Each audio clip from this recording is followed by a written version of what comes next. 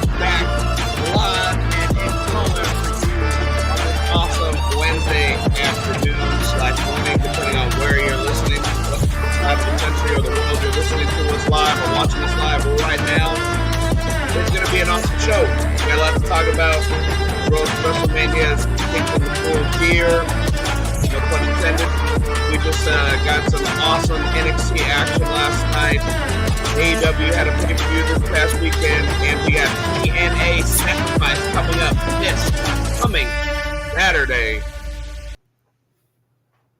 And Joe, check this out. I know I haven't had this bad boy on the show in a little while. I wonder if people have been missing it, but look what I just dusted off, repolished. Oh, yeah, baby. That's right. Yeah, got that bad boy all nice and shiny right here for the show. It's been a while since I had it right here on the show. I'm gonna take a little sip for that.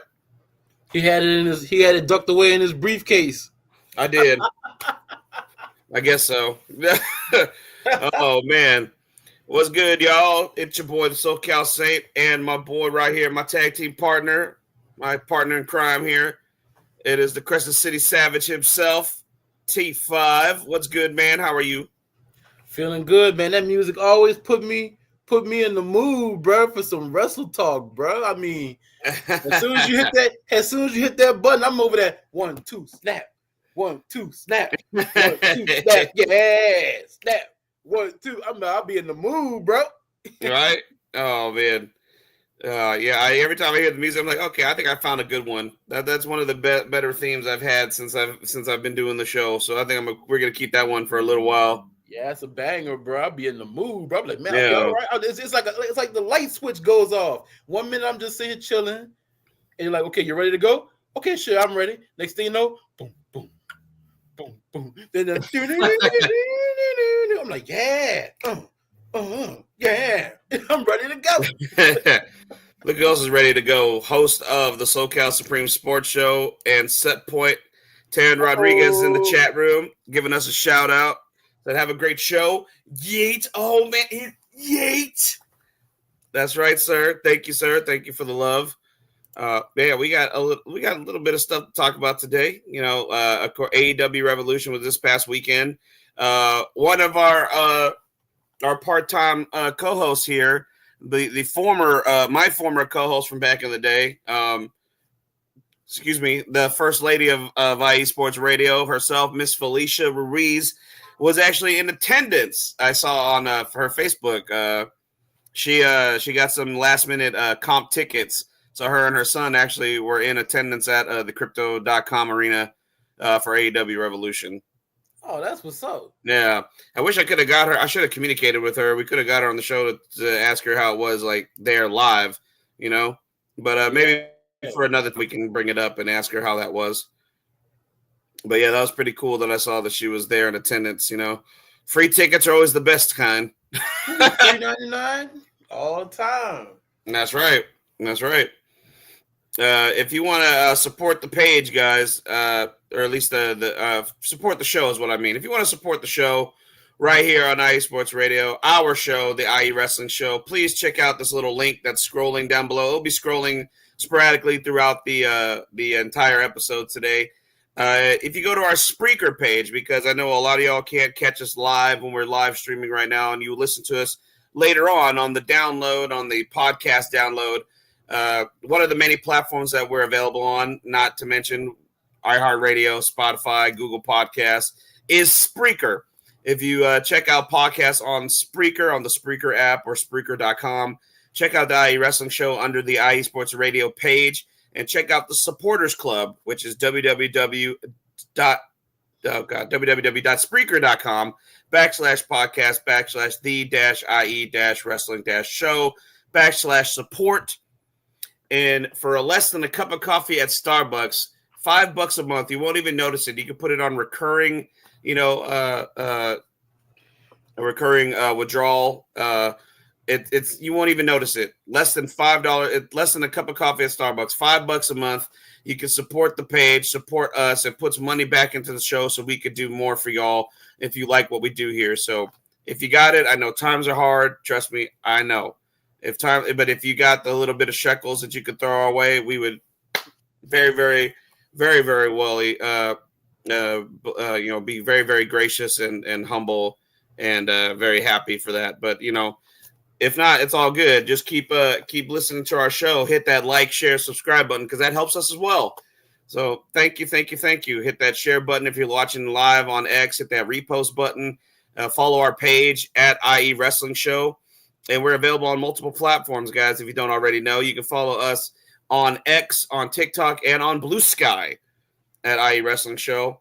And you can follow my boy. He has his own personal pages on X. You can follow him at Who Is T Fizzle is his personal page.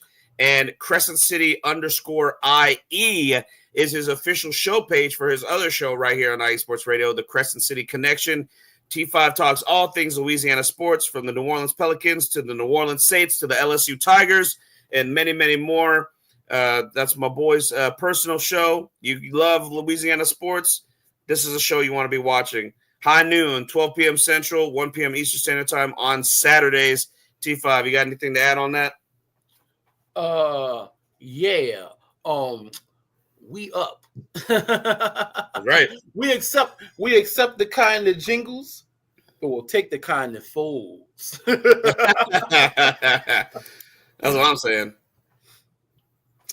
Oh man. Let's see here. What else? Just tell all your friends, man. Hit that like button, subscribe, tell all your friends that love wrestling. Tell a friend, tell all your friends. We got a new spot for talking wrestlings. That's right. Where I'm not to toot my own horn. I think we do a pretty damn good job, man. Oh man. We stick to the news, but we also have fun with it, man. Yeah, So, I actually got one of my co-hosts. One of my coworkers is what I meant. One of my coworkers last night, as I was getting into work, she was coming into the break room. She goes, "Hey, I told my nephew to check out your show because he's a big wrestling fan." I was like, "Oh, thanks. There you go. Look, boom. Tell a friend, man. Tell all your friends." That's right. Look, we got a new listener, hopefully. So that's awesome. Yeah, little by little, man. Wrestling been cool, but it's starting to get mainstream again. I know, right? Now we get to be the snobby ones, be like, I was into wrestling before wrestling was cool. I was the wrestling back in the 80s. When did you get it? Yeah. oh, you're one of those. Right. That's so funny. Right. This is actually the fourth time that the WWE Championship has become undisputed. Let me tell you about the first three. I remember back when they were in Ring of Honor back on HD. Right. Oh, that's so funny. But yeah, I mean, it's like it's almost like I feel the same way. I hope a lot of people out there can kind of get what I'm about to say. Like, I kind of feel like wrestling right now is how it kind of felt when comic books and comic book culture and comic book movies were becoming the it factor, the cool thing. And I was sitting here like for 10 years prior to that, like, what the fuck, man? Like, y'all are late. All right. Yeah, y'all man. are late. I got some noobs trying to school me on comic book issues. Like, wait. Let's slow roll. Have you ever even seen the inside of a comic book store? That'd be the wildest thing, bro. That'd be the wildest thing. You'd be like, first of all, I hate to be that dude, but you got the wrong person. Like, you got to correct them. You're like, have you seen this guy? I'm like, no, that's not his first appearance, man. He's been in the back. That'd be wild, bro. You be to yourself, depending on who you are to yourself, you be laughing out loud like, this guy really thinks he know more than me. Right? Oh my gosh, what I'm talking about. Like, come on now. And that's kind of how wrestling is. Like, I remember like back in high school, man, late 90s, early 2000s and stuff. We was rocking the t-shirts and stuff, and it was, some people was down with it, some people wasn't. But next thing you know, you started seeing everybody, like buku people in your school, rocking wrestling t-shirts, or you go to the store, you be like, you just point and or you nod and you automatically knew. You just automatically knew. Exactly. I feel now it's more commonplace now, at least lately in the last few months. Like I've even told you all stories on here. I mean, the last little interaction I had was this little boy stopped his mom in Sam's Club, and be like, "Hey, mister," and I'd look at him, I was like, "What's up, man? What's up, little man?" He goes, "Yeet," and I was wearing the Jey Uso shirt, and I was like, "Oh, that's what's up, man, yeet." Cold-blooded. And you get people like, "Oh man, that's what's up, CM Punk shirt, yeah," or oh shit, I got my OG Bloodline, I've worn that, and I haven't gotten like I get like a side eye reaction. Somebody pull up their finger. Yeah. Okay, you down? Put them ones up, or and it still happens with my anytime I wear anything comic book oriented too. Like I wore my X-Men hockey jersey not that long ago, and I went to this little corner store with my wife just to get some bomb ass burgers, man. Some of the best burgers be the hole in the wall places, bro. You ain't never lying. Yeah, and so we went to go get some, and the clerk was like, "Oh, the X-Men, I like that. Nice."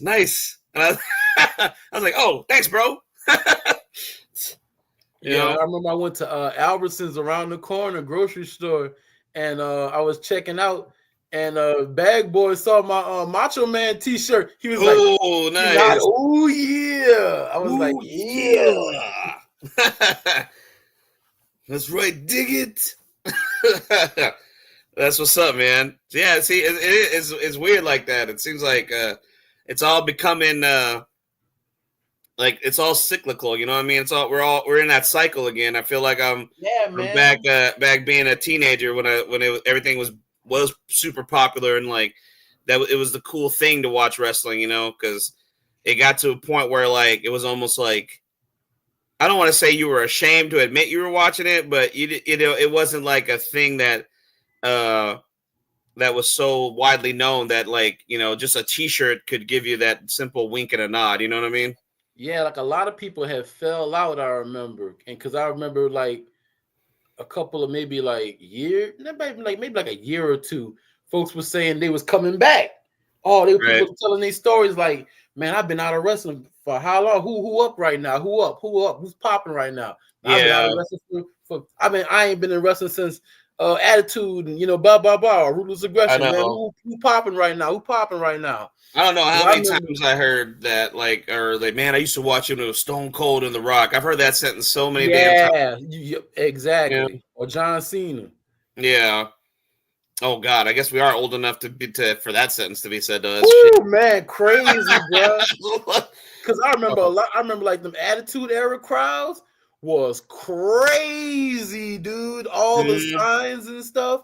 Would it be WWE or WCW and even ECW? Them crowds was crazy.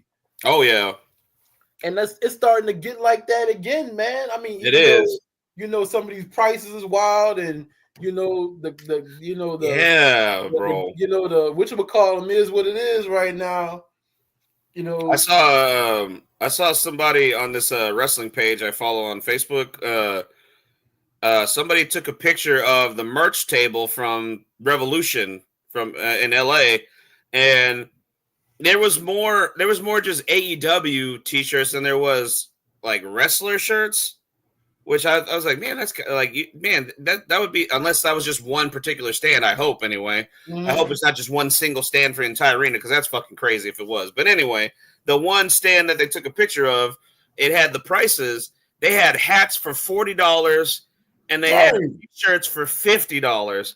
And I couldn't believe it. I had to make a comment. I was like, well, last time when I went to Monday Night Raw, WWE's prices are cheaper than that. That's like whatchamacallem. That's like new era prices, bro. That's like whatchamacallem outside Pelican shop. When you go into the stadium, the Smoothie King Arena. Well, that's like NBA, NFL prices, bro. It was crazy. Like, I couldn't believe I actually had to say that. I was like, WWE is actually cheaper when you go to their live events. Their prices are cheaper than that. And they have a plethora of choices. It's not just like WWE oriented. Oh, yeah, they got cool stuff. Yeah, but this particular merch table was literally just AEW related T-shirts, no wrestler shirts. They had maybe one wrestler shirt that I saw was a Will Ospreay shirt, but everything else was like AEW. I was at AEW Revolution. AEW brings the boom, or what? It was all AEW oriented. It wasn't any wrestler shirts around. Just the Bruv shirt is what I saw. That looks like the soccer jersey.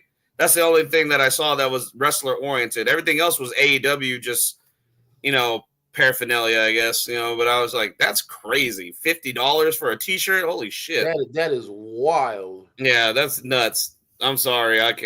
No.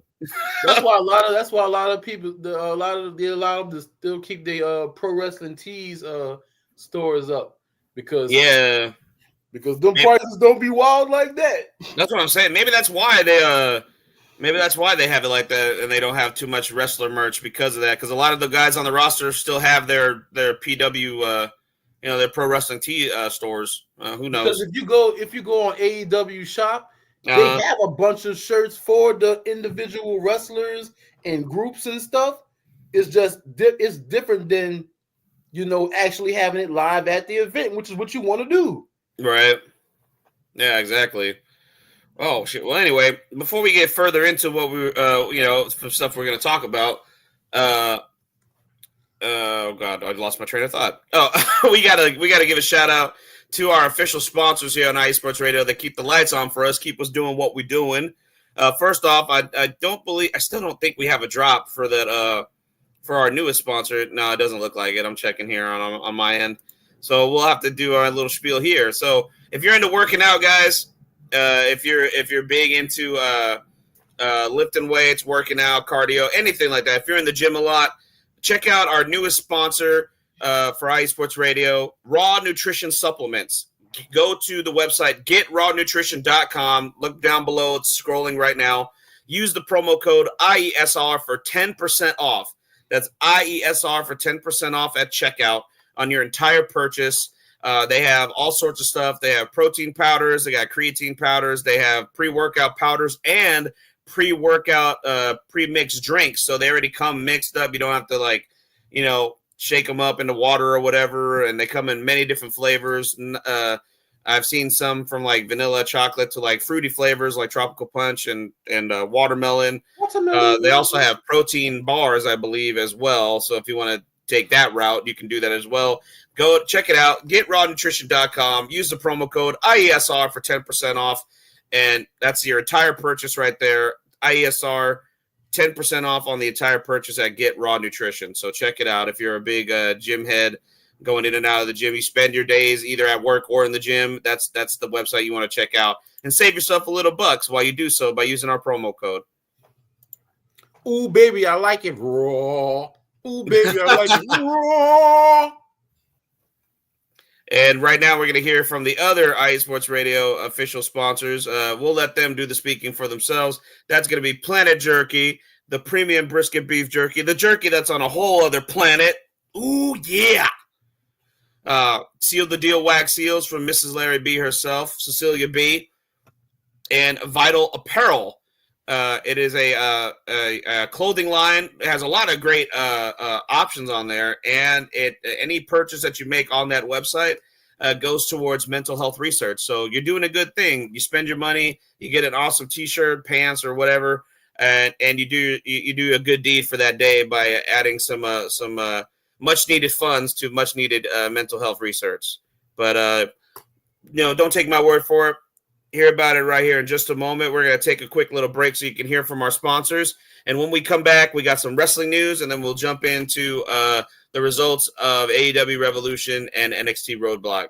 For the Crescent City Savage, I'm the SoCal Saint. This is the IE Wrestling Show. We'll be right back in just a moment. Stay tuned, guys. Do not go anywhere.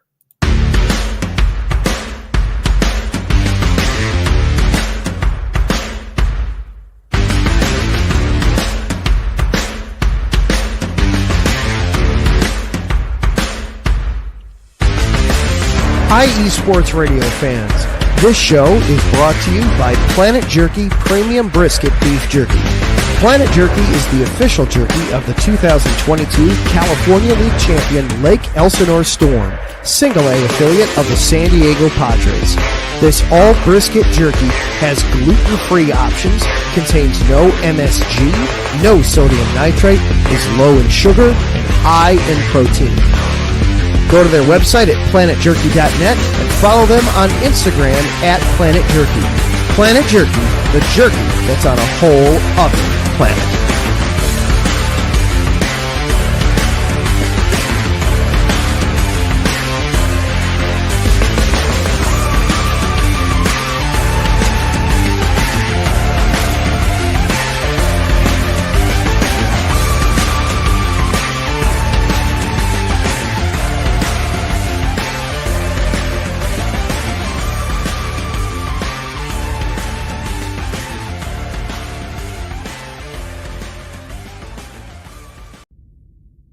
Rise and shine. It's 4 a.m. The stars are still out. The sun is beneath the horizon, but it's time to punch in and go to work. The comfort of your warm-ups turns into the grinding out of your reps as the clinking and the clanking of the plates create a symphony of euphoria. There's no other feeling like it. Earn it, burn it, and take what's yours. IE Sports Radio has proudly partnered with Vital Apparel, a brand that not only fits great, but also promotes and donates to mental health research. Use our code IESR to get 15% off their comfortable and inspiring gym wear and help them on their amazing journey to support mental health. Go hard, take part in your iron therapy, and be strong. Because when your mental health is as strong as you are, there's no telling how far you'll go.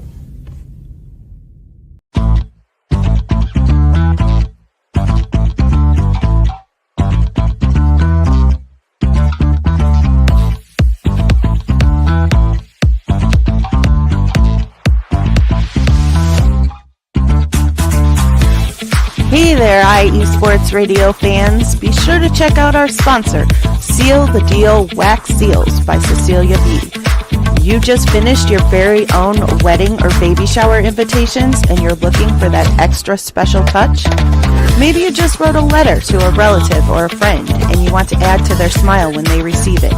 Then seal the deal with Cecilia's handmade sealing wax stamps for your invitations, letters, and gifts. You bring the deal, we'll bring the seal. You can find them on Instagram at sealthedeal_wax stamps and on Facebook, Seal the Deal Wax Seals.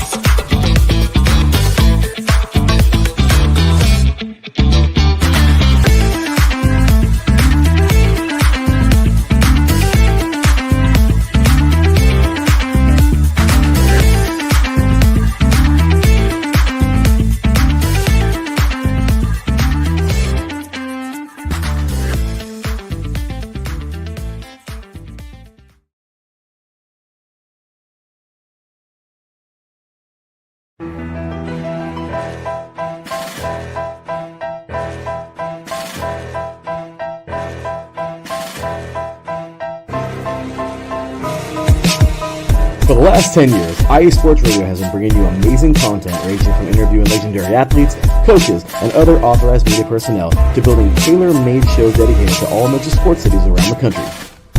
Make sure to follow us at IE Sports Radio on X, Instagram, Facebook, TikTok, and YouTube to keep up with the latest in sports and with all of our shows.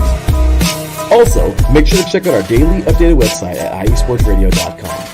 At iesportsradio.com, you can see our daily show schedule and check out all of our show pages with personal bios to learn a little bit more about each of our awesome hosts. In addition to our show pages, you can catch the IE Sports Radio blog, Hall of Fame, Fans of the Month page, and our merchandise shop including t-shirts, tank tops, caps, long sleeves, hoodies, and more. For now over a decade here at IE Sports Radio, we've continued to be by the fans, for the fans, and we thank you all for your support and for making IE Sports Radio your direct feed for all that is sports.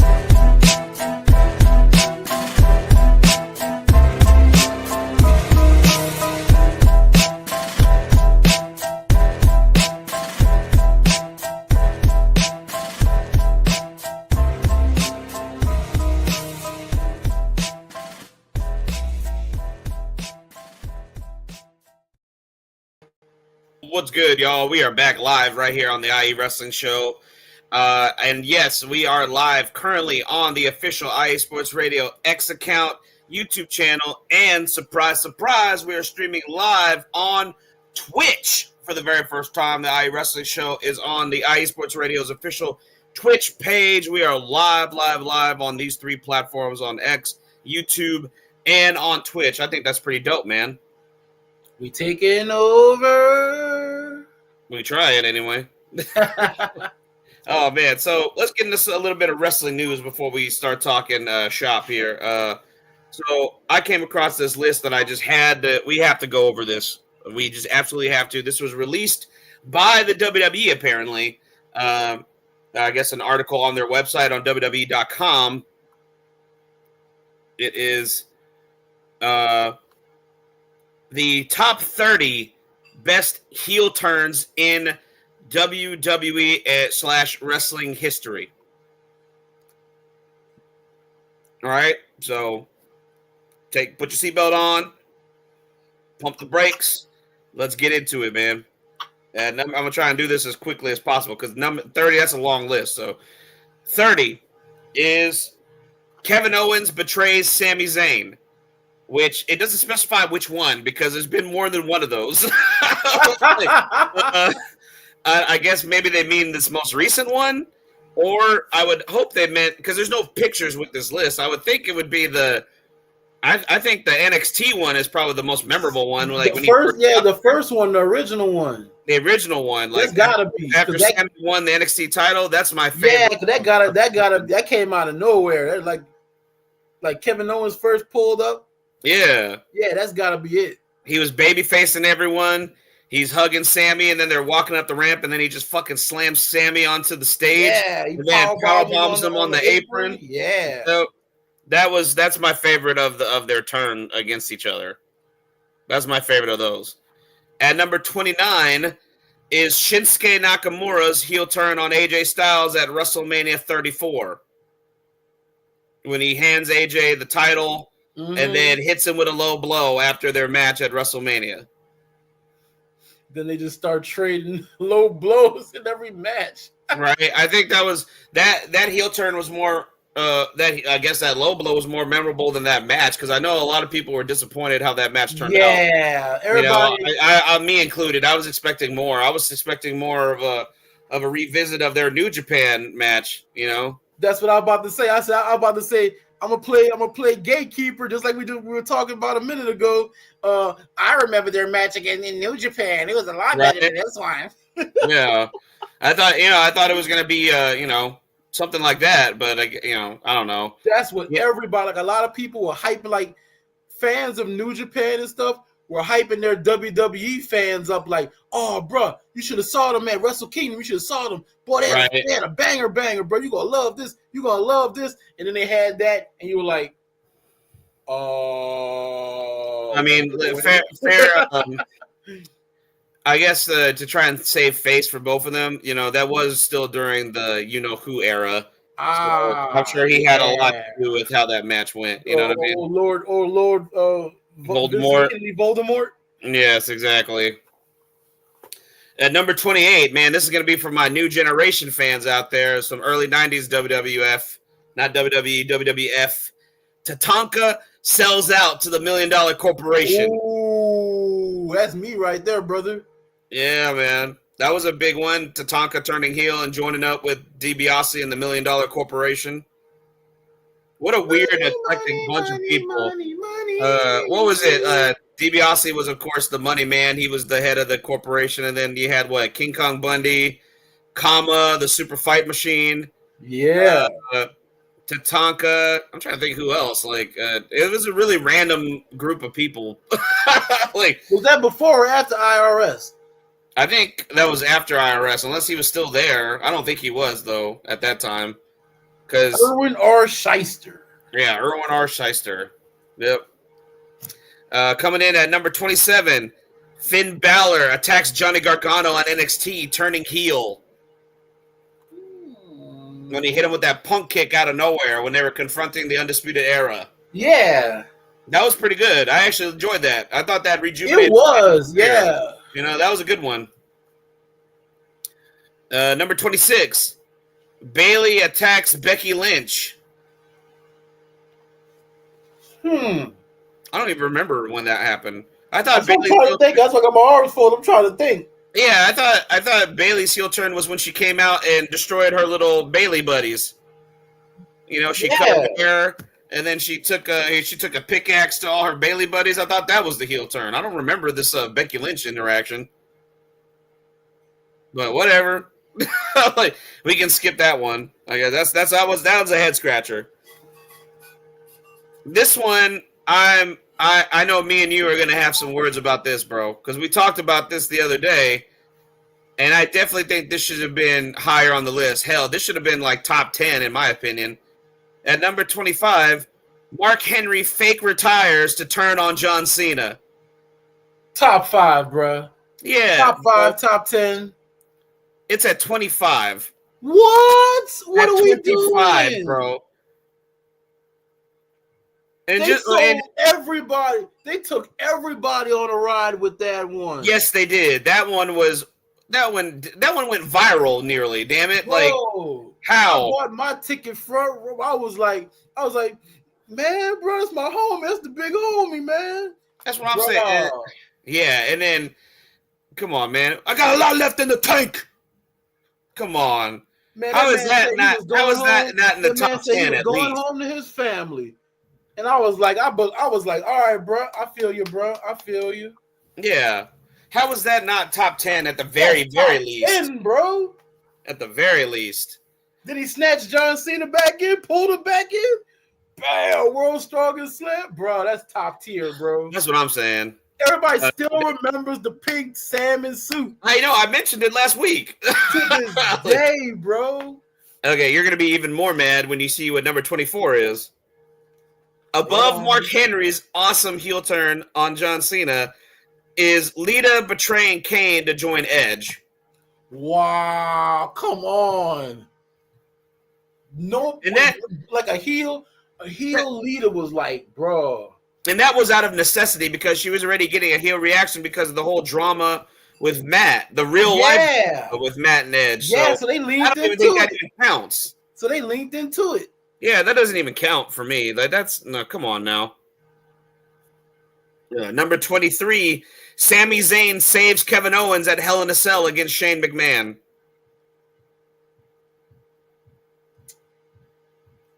I think that I don't even know if that even belongs on the list. Yeah, I don't know. Nah.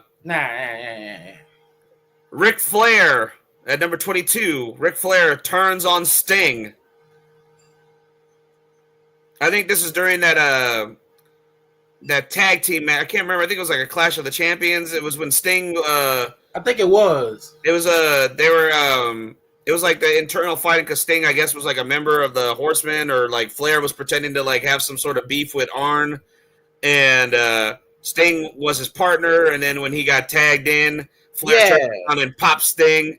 I think that's the one they're talking about.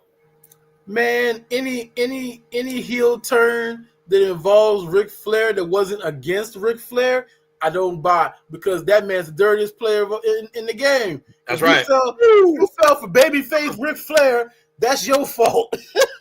That's right. That's true.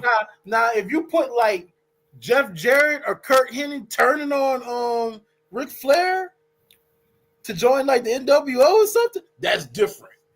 Right. That's different. And I can already say that shockingly, neither one of those is on here. What? Yeah, neither one of those is on here. Because I remember Jeff Jarrett was sort of like was trying to be like mini Ric Flair, like his little protege and stuff. Yes. And Dean Malenko wasn't down with it. They ain't like him. They was trying to warn him. Bro, that was and then Kurt Hennig. Mr. Perfect. Yeah, rescinding he was in the War Games match when he hit Flair's head with the door. Yeah, with the cage. Yeah, the cage door. Yeah. Yes. Yeah, I don't know how that's not on here. Them needs to be on there than that some of them other ones, bro. They should have took that Sammy one off of there and put that one in there. Yeah, most definitely. Number 21, Tommaso Ciampa turns on Johnny Gargano. Yeah, that was a good one. Because that was the first time Triple H used that Oh, it's at the end of the show. Yeah, but he had us all Was it the sold. We think this is the show. Hey, yeah, that was the first time Triple H faked us out with that shit. So kudos to Triple H. That's like one of his features now, you know. Number 20, Matt Hardy turns on Jeff Hardy, costing him the WWE title against Edge at the Royal Rumble. Broke a lot of hearts, bro. Yeah, but that ended up being the backup plan because originally I was supposed to be Christian. Oh. Yeah, originally it was supposed to be Christian. That was the one that was doing all these terrible things to Jeff, like his dog dying and all that, setting his house on fire, pushing him down a flight of stairs, having the pyro go off on him. That was supposed to be Christian, but the news got out online, of course, like it does from time to time, that Christian was on his way back from TNA, and apparently Vince was so pissed off about it, he just said, oh, fuck it. Let's just make it Matt. And then he stuck Christian on fucking ECW doing fuck knows what for half a year. Yeah, bro. Oh, man. I and he wouldn't even give Christian a proper return. He just had Christian randomly on an episode of ECW television. I remember that. Yeah. And apparently all these years later, I found out from I think it was Matt Stryker did like some interview recently where somebody asked him a question about that night, and he said that Vince was in the headset telling me and whoever else was the other commentator. I can't remember who else was commentating SmackDown with him or ECW at the time, but he said that Vince was in the headsets telling us to sound the most unenthusiastic as possible. Like he didn't want us to give Christian any clout whatsoever. Damn. Ain't that some shit? Bro. So they were like, oh, wow, it's Christian. Instead of like, oh, my, like freaking out about it. Like, oh, look at that. Look who's back. Kind of just like whatever about it.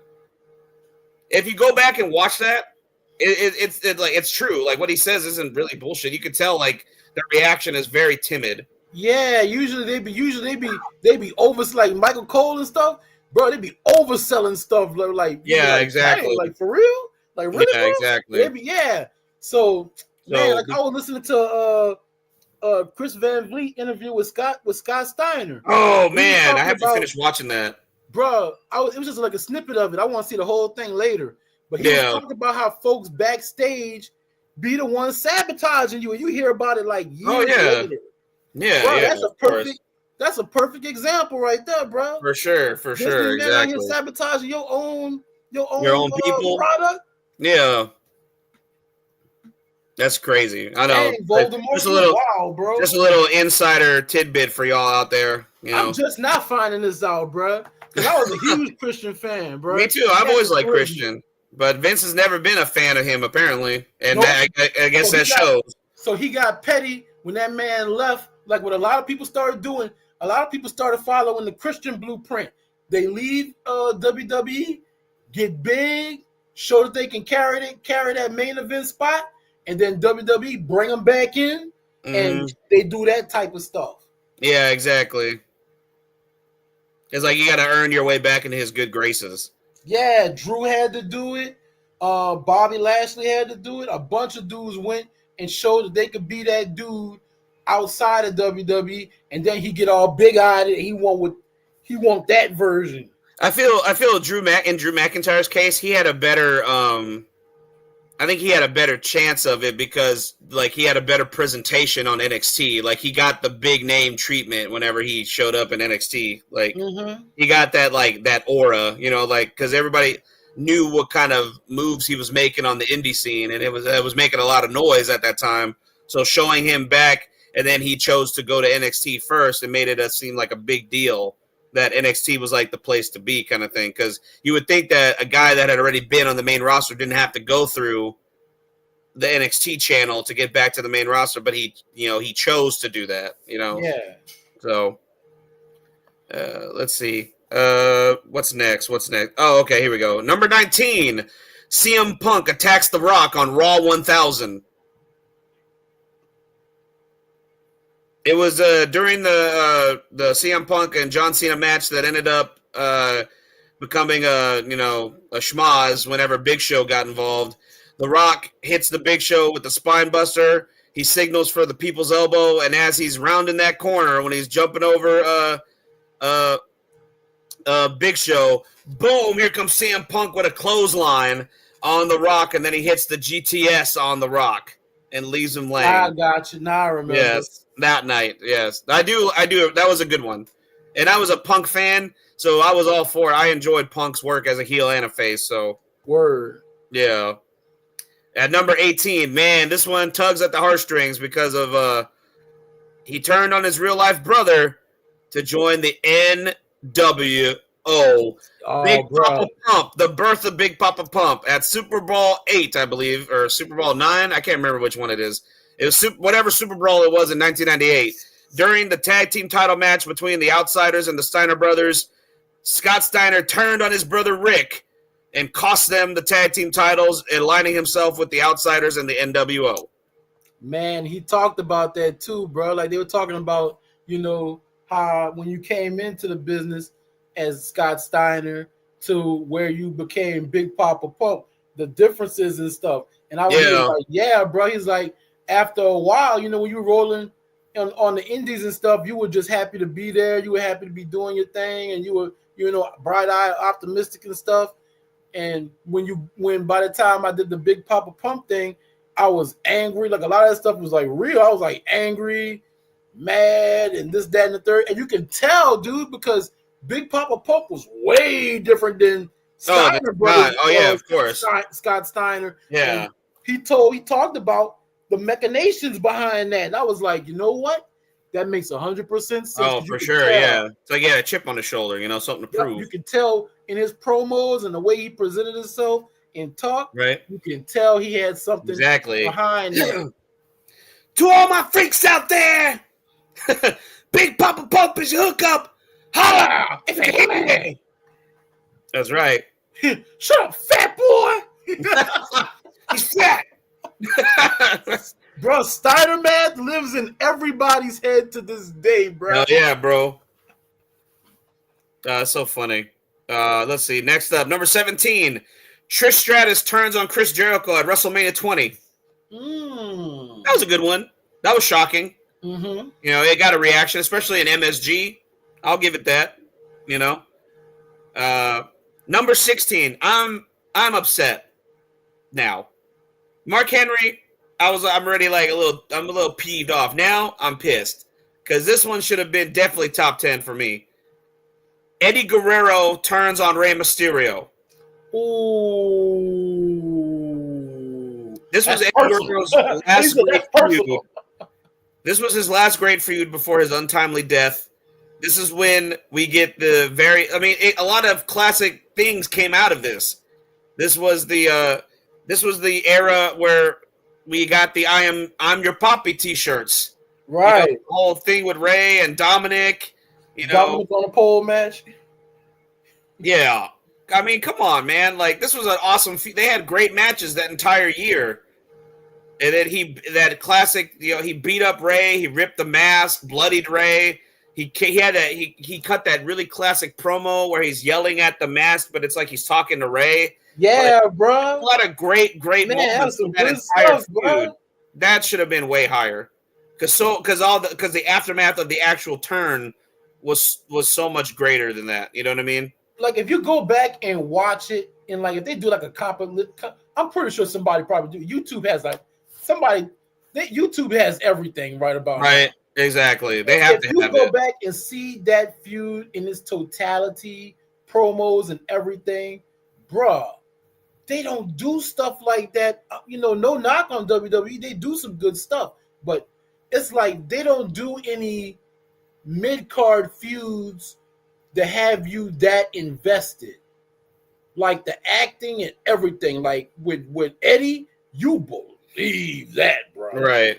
I think it was so good. He felt that in his soul, even though they was, familiar. You felt that in your soul that he ain't like that dude. It was so good that it had to end up becoming a main event style feud because like they could not be denied, man. Like it definitely brought Ray to a different level, and Eddie was already there, but it just cemented his status at that level. That's what I said. That's what happens, bro. You take like a mid card feud and it just overshadows the main event feuds and stuff because you end up being that more invested. They don't put that much emphasis into the mid-card stuff, man. Yeah. It makes them like give them the ball and let them act it out. Right. Let them make you invest in us. They don't do that like that, man. Mm-hmm. See, He I acted his definitely ass off, dude. Yes, he did. I definitely would have chosen this one above the one that's next, at least. God damn. At number 15, the Mega Powers explode. What? That's like a classic. It is, but I mean, you know, that's like everybody's go-to top 5 feud or something. Everybody, whenever you say, the lust in your eyes for Elizabeth Hogan. You're gonna come in here and try to steal my woman. You want to take my title, Hogan? I see the lust in your eyes, Hogan. Lust in your eyes. But as soon as they had the Cena heel turn, that was one of the first ones they mentioned, right off rip. That's one of the first ones they mentioned, right off the rip. At number 14. Oh God, this one too. Okay, the next two are mind-boggling. For me, because the number 13, I don't think even belongs on this list. And number 14, I think it could be a little lower on the list, but that's just me. At number 14, from the New Generation era, Bob Backlund snaps on Bret the Hitman Hart. Oh, I remember. Oh, boy, I remember that. Yeah. Oh, boy, I remember that. Cross wild. And then at number 13, which I don't believe belongs on this list, when Shane McMahon turned on The Miz. Yeah, come on. Really? You got that ahead of Mark Henry and stuff, bro. Yo, and Eddie. WWE, like they WWE tone deaf. They don't read the room. No, not at all. They don't know their own product. Not at all. At number 12, Paul Bearer turns on The Undertaker and joins up with Mankind. All right. That was the Boiler Room Brawl. Yeah. And he refused to give the urn to The Undertaker. Yep. Yeah, that was classic for its time because Undertaker and Mankind were just in the midst of their feud, and it ended up being a classic feud, But that was like the Peter and the chicken right there. Right. At number 11, I would definitely swap this one for Eddie and Ray. But, whatever. I'm not the one who made the list. So, at number 11, Batista turns on Rey Mysterio. That was when he was choking him, and he's like, "Yeah, it could be on the list just a little bit, That's what I'm saying. Swap this with Eddie and Ray. Yeah, and I would have been okay because it's not top 10, but it's right there. Right. Okay, so now we're in the nitty gritty. Now we're in the nitty gritty. Top 10. At number 10. Triple H attacks Daniel Bryan, leading to Randy Orton cashing in Money in the Bank at SummerSlam. I thought you was going to say Triple H turns on Shawn Michaels. Surprisingly, that is not on here. You got to be kidding me. Right? Wow. I know. You know what else isn't on here? When Evolution turned on Randy Orton. That one's not even on. Yes. You gotta be kidding me. I know, bro. I know. Bro. Okay, let's backtrack. Instead of talking about them whack ones they got on there, backtrack. Bro, huge DX fan. I've been waiting for Shawn Michaels and Triple H to get back together, the OG DX, forever, ever, ever. At the beginning of the show, when they had them get ready to do the pose and stuff, yes, and then Triple H turned on Shawn, yeah, that messed me up, and I was a wholesale adult. Trust me, I know, man. How is that not on this list? And then I was too hot because I finally thought, oh yeah, DX getting back together, baby. Wow, I was like, you son of a gun. And then not only that. The Evolution turn. Come on, man. Randy Orton just defeated. Thumbs up, thumbs down. Just defeated Chris Benoit, for the World Heavyweight title at SummerSlam. The very next night, Randy Orton is successful in his first title defense.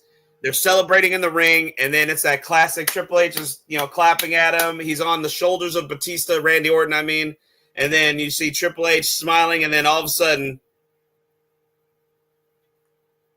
and Batista drops him, and they beat the living hell off of Randy Orton. They beat the brakes off his ass. Bro, how is that not? That's crazy. That's kind of like the John Cena face drop at Elimination Chamber, bro. When they sitting there, they all bucked up and everything. He just sitting on Batista's shoulders, and all of a sudden,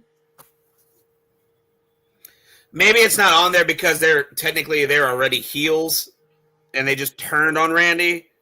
But I don't know. That should have still been on the list. You know what I mean? Yeah, that still need to be on there, man. I don't care. Semantics, nothing. That needs to be on there, bro. Yeah, exactly.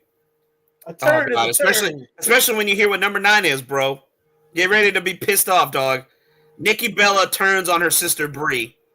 Oh, okay. I ain't gonna lie, because they was going in on each other. The actual turn, no. That should not have been top 9, no. Or top 10. Definitely not no top 9, top 10. No, hell no. You wild. Absolutely not. That needs to be in the 20s or 30s or something. You wildin'. Because the only part I liked was with the stuff Nikki was saying. Like, I wish you would have died in the womb and trying to choke you with the umbilical cord. I was like, dang. You can totally tell that was a Vince line. Top 9? Yeah, no. At number 8, Jimmy Uso turns on Jey Uso, costing him the undisputed title. That's fair. Fair. At number 7, I don't think this should be on the list just because the reaction wasn't what they wanted. It made her a bigger babyface. It did not make her a big heel. Becky Lynch turns on Charlotte Flair at SummerSlam. Oh, because everybody was happy when that happened. Yeah. was one of positivity, if not negativity. Word. This is fair. At number 6, because I think we spent like 2 weeks talking about this off and on. Xavier Woods and Kofi Kingston turn on Big E. Top tier. Yes. Top tier. Now the follow-up is left to be desired, but the turn itself, top tier. Top tier. I will agree. Top tier. I agree. That had the world talking in their feelings. Yes, I agree. At number 5, Dominic Mysterio turns on his father, Rey Mysterio. Woo! To join the Judgment. Yeah. Who would have thought that Dominic Mysterio would have evolved into one of the top heels in the company? Right? The reaction he gets. Yeah. And the stuff he was doing, and he's not bad, man. But off the show with him going to his family house and everything. Yes. Him and Rhea on the holiday shit. Mommy said to me, you don't know what they're gonna do to me. Right? Yeah, that was good stuff, man. That was good stuff. Boy, they had me howling. He interrupted his parents' dinner, Valentine's Day dinner at the restaurant and stuff. Uh-huh. They had him arrested at Christmas, bro. That was good, bro. That was good stuff. Yeah, I agree. Like it all led to good things, and a great WrestleMania match. That entrance. Yes. Ray entrance with the lowrider and then Dominic and Snoop Dogg. The cop truck, the paddy wagon. Come on now. Classic moments came out of a classic turn. Top tier. I'll agree. It's warranted its place on that top 5.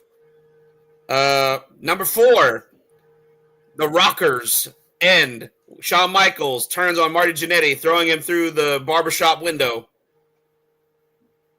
Hey, I can't put my hands. I can't fault this one. I can't fault that one either. That's top tier. To this day, people still talk about, who's the Shawn Michaels, who's the Jannetty in the tag team. Exactly, because of this. To this day.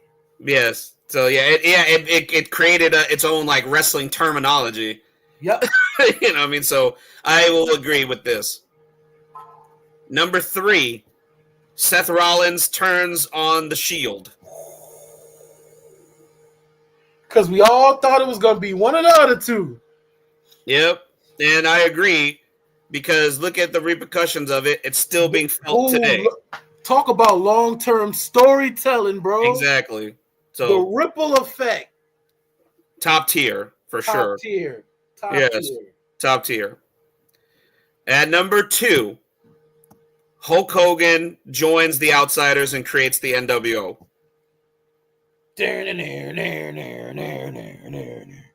That's fair. Oh boy. And number 1, obviously, John Cena joining The Rock.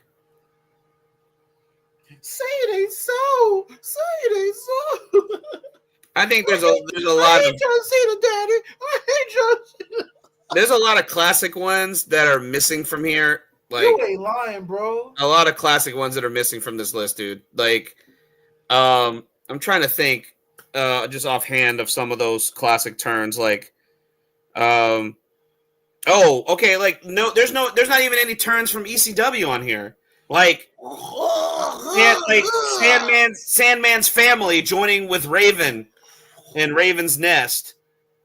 I like that. I think that's great because of the feud, the added drama it gave to their feud between Sandman and Raven. You know, there's that classic clip of Sandman. He's crying. He's holding his kendo stick. He's like, "Don't do this to me! You took my boy!" You know, like that was classic, man. I don't know how that didn't make the list. Classic. You know, just because they're not wrestlers doesn't mean that it's any less impactful. Because it had a huge impact on their feud. You know, it had a huge impact on their feud. I'm trying to think what else. Oh God. Oh man, I'm trying to think of things too, man. Because ECW had some bangers. Oh, I would say. I mean, I guess they can't put it on a WWE list, but I would say that Sting turning heel and joining and creating the Main Event Mafia is pretty dope. You know, I thought that was a good one.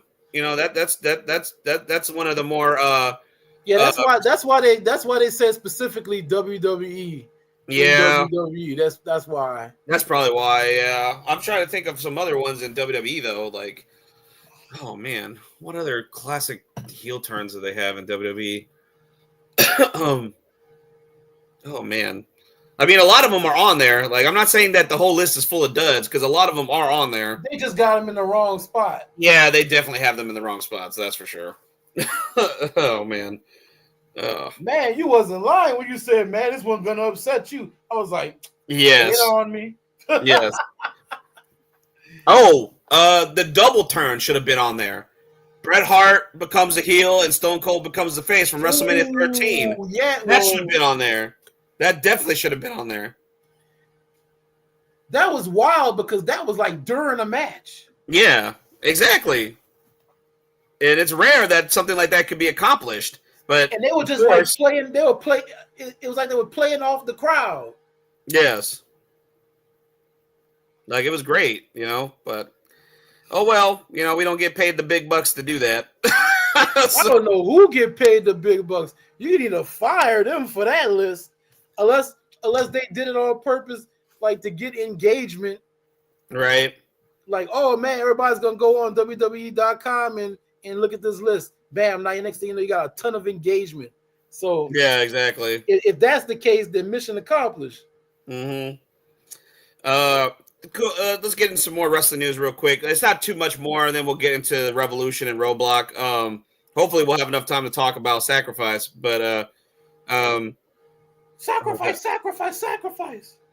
We I ran into this cool little article with the tech team at Take-Two Games and WWE 2K, the team that created the video game, the most recent one. And you know, we dropped that list, the DLC list last week, and I think we were all shocked to see New Jack a part of one of the DLC lists. And they revealed how that came to be. This was an interview with IGN, and the developers at 2K said, oh, that was all WWE President Nick Khan's idea. He is a huge fan of New Jack and personally reached out to us and said, I want New Jack as a DLC character in the game. He personally asked for it, and I guess they reached out to the next of kin of New Jack, whoever is the estate holders for New Jack, and they made some sort of deal, and boom, boom, bang, we got New Jack in a WWE game. Wow. Because of WWE President Nick Khan being a fan of New Jack. Who would have thunk it? Right? I am literally sports shocked right now. That's crazy, right? That's the most random thing. crazy. I didn't expect to hear that. That I was like, Nick Khan is a fan of New Jack. That's But, wild. all right. Hey, Cool. I'm all for it. That's wild. Yeah, that's cool. I'm down. Speaking of WWE President Nick Khan, this came out actually after our show last week, which we just missed the headline by a few minutes because I caught it after, like an hour after our show aired live.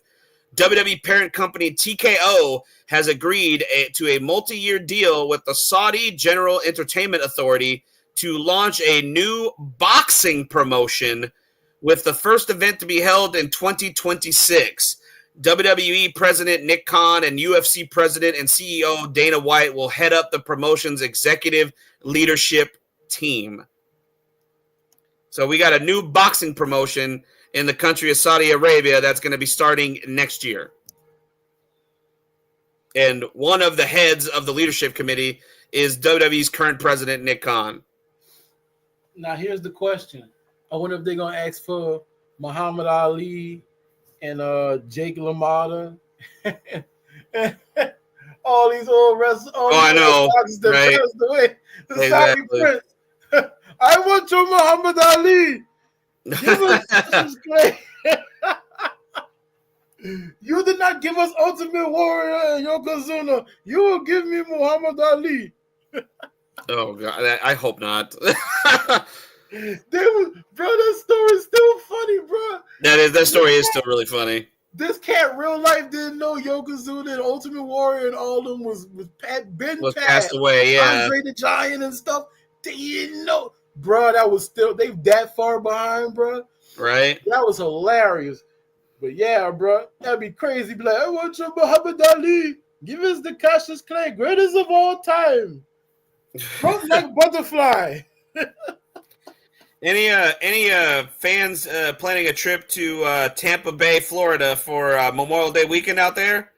If you are, WWE has officially announced a Memorial Day weekend takeover in Tampa, which includes Saturday night's main event, NXT Battleground, Monday Night Raw, and NXT on CW 4 nights in a row at the Yuengling Center in Tampa, Florida.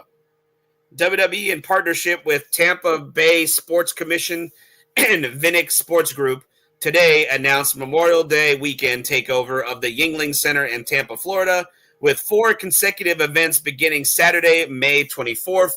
WWE will bring Saturday night's main event on the 24th, Battlegrounds Sunday, May 25th, Monday Night Raw, Memorial Day, Monday, May 26th, and NXT Tuesday, May 27th to the iconic Yuengling Center, once the home to the Royal Rumble in 1995, and it was the WWE Thunderdome during the pandemic era, giving fans the opportunity to experience nonstop WWE action throughout the weekend. Further, the takeover will see John Cena appear on NBC's Saturday night's main event in prime time, marking his first appearance in Tampa since he entered the ring on Friday Night SmackDown at the Amali Arena in December 2022.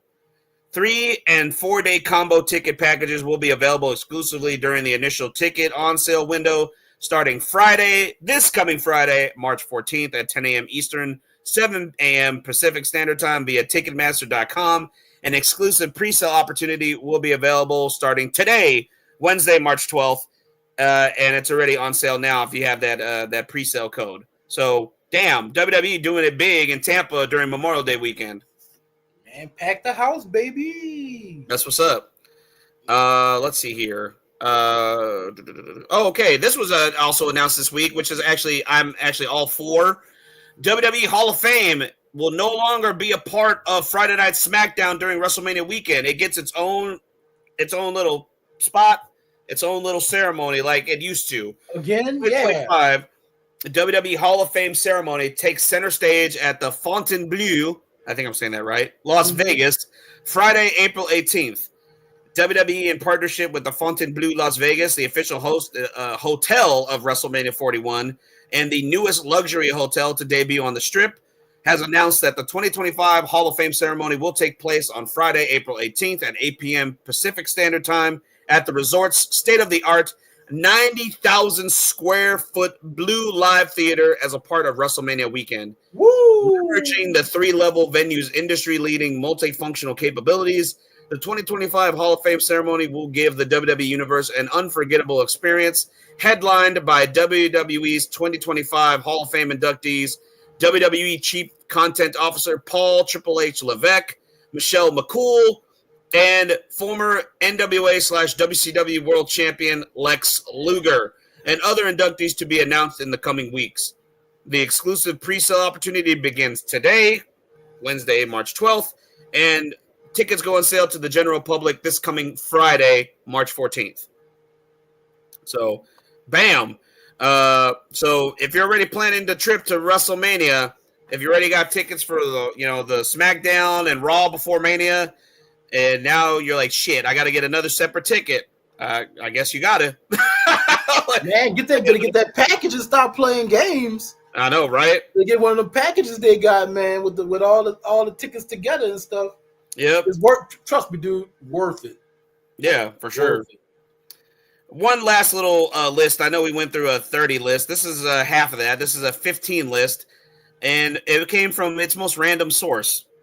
BET, Black Entertainment Television, has ranked the 15 greatest black wrestlers ever. And to say the least, it's a little controversial, at least according to Mark Henry. He made out a tweet that said, like, I think I need to talk to your staff at BET about this. But this is the list right here. And I will say this. It is predominantly WWE wrestlers. There is only one AEW wrestler on this list. And it's not who you think it is. Wow. At number 15, Jazz. At number 4, oh, actually, excuse me, there's two. There's two AEW wrestlers currently on this list. I do apologize. At number 14, Shelton Benjamin. At number 13, Naomi. At number 12, WWE Hall of Famer Jacqueline. At number 11, Big E. At number 10, one half of the Dudley Boys, Devon Dudley. At number 9, Bianca Belair. Oh, God, I'm dumb. There's actually 3 AEW wrestlers on here. I'm sorry. I don't know why I'm forgetting that they work for this company. At number 8, Bobby Lashley. At number 7, Ron Simmons. At number 6, JYD, Junkyard Dog. And I have to be a little mad because he should definitely be above who's at number 5. Sasha Banks / Mercedes Moné at number 5.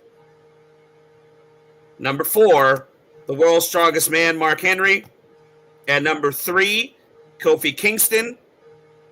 At number 2, the final boss, The Rock. And at number 1, Booker T.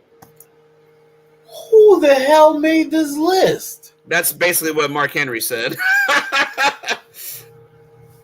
Man, this is wow. Okay, this sounds like an all-time list. Okay, cool. We're gonna do all time, and any Rocky promotion. Johnson's not on there. Any Tony Atlas isn't on there. Come on now. This is wild. I would fuck. Kamala's not on there. Like, who else isn't on here? Dang. Oh man, like That's wild. yeah, it's wild. I said, brace yourself. Like, it was. Man, who at BT got tasked with making this list? I have no idea. Say, son, you watch wrestling stuff? Oh yeah, you want to make this list? Sure. Right? I don't know. Wow, that list is highly questionable. Highly. Highly. I don't even think I know nobody from BET that'll make a wild list like that. Booker T number one, bro. I don't know. One last little tidbit of wrestling news. So everybody knows that Stephanie McMahon's got a reality show coming out called Stephanie's Places, right? That's what it's called, right? Places, yeah. Yeah. It premieres on March 26th. Guess who her first guest is going to be? Yeah, I think hell has definitely frozen over because it's the best in the world. CM Punk will be her first guest on this show. Gotta bring in the draw. You gotta draw in the viewers. I most certainly agree with you because I think people are going to be wanting to tune in to see what the fuck are they going to be talking about together. So I heard your dad's a sexual predator. Wow. Woo, right, man. Oh, and your mom's working for that orange fuckhead of a president. Yeah. So what else you want to talk about? Tell me when I'm telling lies. Woo, boy. Oh, boy. I don't know how. That's crazy. I'm sure Punk's not going to be that vicious, but you can imagine bro. But he certainly could be. The beauty of it. Folks are gonna want to turn in to see if he gonna abide or not.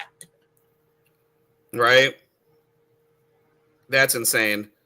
But all right, well, yeah, that's it for wrestling news. Let's take a quick little break here. Oh, look, we got a comment in the chat room.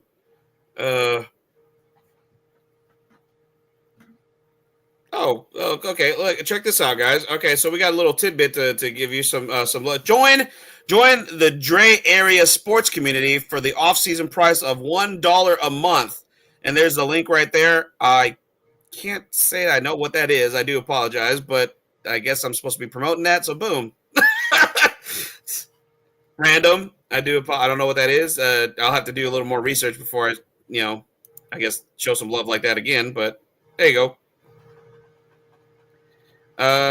Maybe that's one of our viewers trying to get some free promotion on here. So, I mean, you're welcome. $1 would made a snack for me, but it makes a big deal for you, right, Mr. Window? Let's hear from one of our everywhere, bro. Let's hear from one of our affiliates here at iSports Radio. When we come back, we'll discuss AEW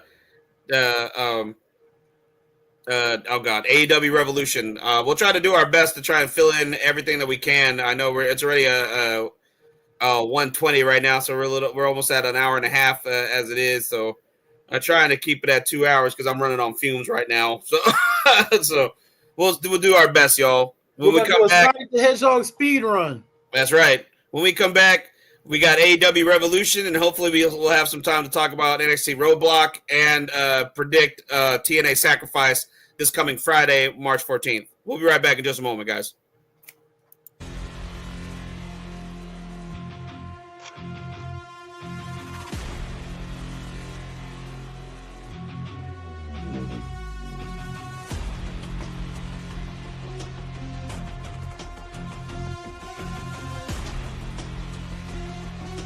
What's up, Pittsburgh? This is Ralph Galise, the host of the Injury Report on IE Sports Radio, your direct feed for all that is sports. Are you that passionate diehard Steelers, Penguins, Pirates, or just a Pittsburgh sports fan? Then please join me on the Injury Report every Tuesday on IE Sports Radio, the direct feed for all that is sports, and I will update you on all that's black and gold. Have you telling your Pittsburgh fans and friends what's up with Pittsburgh sports. Tune in Tuesday with me, Ralph Galise, the Injury Report on IE Sports Radio, your direct feed for all that is sports. Let's go!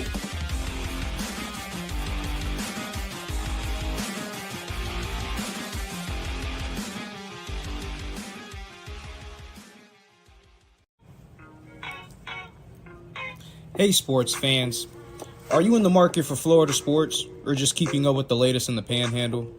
Palm Tree Sports is a dedicated audio hub to all things sports in the Sunshine State. We cover current events, big news, heavily favored opinions all across the NFL, NBA, MLB, and so much more. So come check us out every Saturday evening at 6 p.m. Eastern Standard Time. For a down south education on Florida sports and athletics, it's hosted by yours truly, Corey Pujols, and is powered by IE Sports Radio, your direct feed for all that is sports.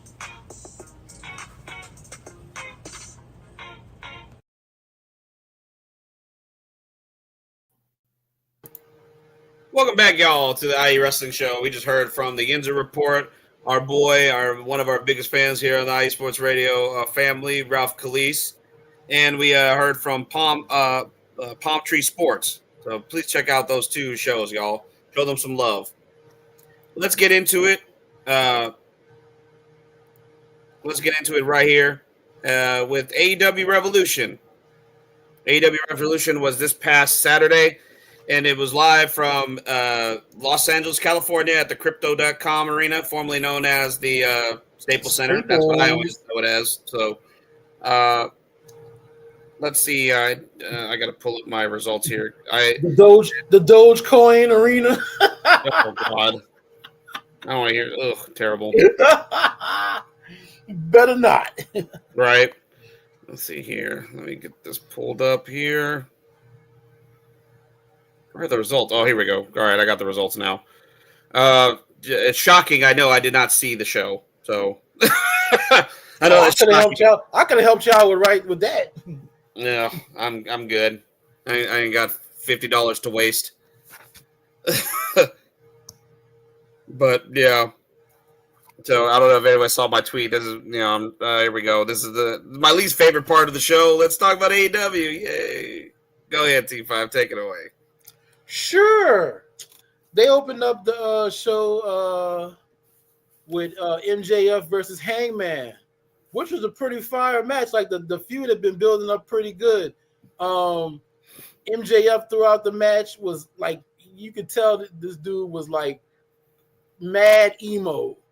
Like it bothered him that the crowd let everything the Hangman did slide. Burnt the dude's house down, let it slide. He was like, why don't you love me? Why don't y'all love me? So that was his big deal, that they were letting everything Hangman did slide, everything Swerve did slide. But when Max does something, he's a scumbag. And he wants the crowd's adulation, even though he downplays it all the time. So Hangman won. Buckshot lariat, but he hit him with this gnarly angel wing. Yeah, I saw that. That did not look too bad. It looked like he looked a little knocked silly right there because he landed right on his face. Bless his heart, because the old boy got up. Yeah. But, they had another spot that was fire. Hangman outside the ring went for Orihara moonsault. And went for like the AJ Styles style and DDT. Yeah. Instead, Max reversed it, flipped him over for a tombstone pile driver, but did it on top of a chair. Oh, okay. And that was pretty sweet. But yeah, Hangman. Let me guess. Hangman kicked out at 2 after that. Huh? Let me guess. Hangman kicked out at 2 after taking a tombstone. After he got rolled in the ring, Max rolled in to get a get the count out victory. Oh, okay. And he slid in at the last second. I guess that's a little better than like rolling him in for a 2 count, because I feel like that move should be more protected, because that was Undertaker's finishing move for God knows how long. On top of a chair, so, bro. Yeah, bro. But they sold it good, bro. It was good. Okay. I hope so, because that shit drives me crazy when they don't sell shit like that. But, bro. On top of a damn chair, dude. Yeah. Because I didn't think he was gonna make it. That's what made it. I didn't think he was gonna make it, and I thought they was gonna DQ it and then draw the feud out long. Right. But nah, he got in at the last second. Okay. So it was good. It was good. But like I Okay. said, Hangman ended up hitting him with the Angel's wings, set him up for the buckshot. Uno, dos, tres. Hangman's your winner. And the next match, I believe, was I'm showing it here. I got it. the women's match, I think. Mercedes Moné defeated Momo Watanabe to retain her AEW TBS title. Yeah, and it was a fairly good match. It built up as time went on, and then the crowd started getting for both of them. They chanting, "Let's go, Momo." Mercedes, no Monet, no Monet. So they started getting behind Momo. That's good. So they started getting behind Momo, and they a lot of people really don't like her finisher, but she actually hit it pretty good. That finisher's garbage. She actually hit it pretty good. That's what I was looking at. I was like, okay. It looked all right. But I mean, I guess she has to get one good one out of like how many turds she's had, so I guess that's okay. But they showed Billy Starks sit upstairs watching the match, and I'm thinking, like I said, the foreshadowing either a Billy Starks versus Mercedes match leading to an Athena match, which is what I'm hoping for. We're all fingers crossed hoping for. But Mercedes retains. And I think the next match was the tag match. The next match I have here on the card is Swerve Strickland defeating Ricochet. Oh man, that was a good one. AEW World Title.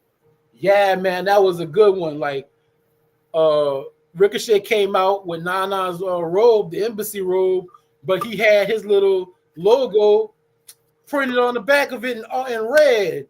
Like, this dude was a complete jerk, bro. This dude, man, this Ricochet turn has been like, bro, it's been like a breath of fresh air for this dude. Because he's just playing like he's already a giant nerd.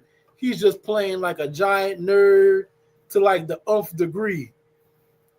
And, bro, like everything he does, like where it's like the glasses and the hat and stealing Nana's robe and and all that stuff, trying to be cool, and the spirit gun finisher and stuff. He's just a giant nerd, dude. And of course, Swerve with the toilet paper, and it's like being picked on, dude. Like, it's like he's pissed off because he felt like Swerve bullied him, which is technically what he did. But everything about it was Ricochet been trying to kill this dude with a pair of scissors, dude. Like, the turn was beautiful, dude. The turn was beautiful, and Ricochet has been doing some of his best because he actually has a personality now. He actually has a personality, and it's a giant jerk. So they had Nana try to steal his robe back during the match. He almost cost Swerve the match. He bumped into Swerve at one point, because Swerve was going in on Ricochet, and he tried to calm him down. He kind of bumped into him, so he ended up leaving during the match, and everybody was like, "Oh snap! They're gonna turn Nana on Swerve," but it did not happen. Swerve ended up winning the match. Nana came back down and stole his robe back, and Swerve ended up winning the match, and Swerve kneeled down and presented Nana with his robe. He got it back just like he told him he was gonna do it, and then they hugged and everything, and he put the robe over over Swerve's shoulders and crowned him and everything. So that ended up good, doing like it should have. Happy ending for them too.